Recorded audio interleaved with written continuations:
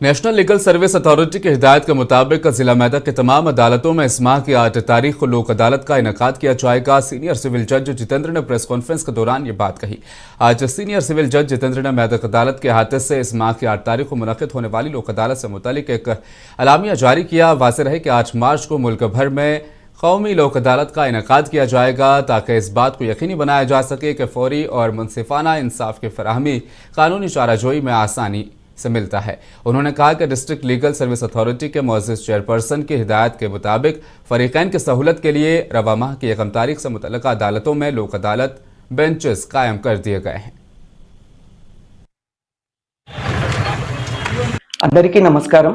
జాతీయ న్యాయ సేవాధికార సంస్థ వారి ఆదేశాల మేరకు ఈ నెల 8వ తేదీన మెదక్ జిల్లాలోని అన్ని న్యాయస్థానాల్లో అంటే మెదక్ మరియు నర్సాపూర్ కోర్టు సముదాయాలలో లోక్ అదాలత్ నిర్వహించబడుతుంది।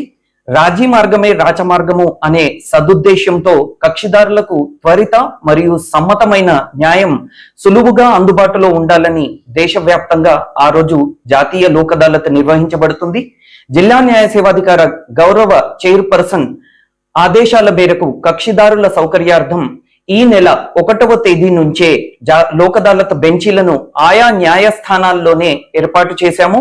వివాహ సంబంధ కేసులు, చెక్ బౌన్స్ కేసులు, భూమి తగాదాలు, డబ్బు తగాదాలు, ప్రమాద పరిహార కేసులు, చిన్న చిన్న క్రిమినల్ కేసులు అన్నీ కూడా ఈ లోక్ అదాలత్లో పరిష్కారానికి అర్హమైనటువంటి కేసులు।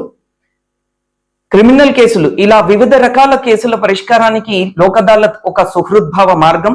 అంతేకాకుండా కోర్టులో కేసు వేసే అర్హత కలిగిన సమస్య ఏదైనా కేసు వేయకుండా ప్రీ లిటిగేషన్ సెటిల్మెంట్ ద్వారా ఈ లోక్ అదాలత్ లో పరిష్కరించుకోవచ్చు।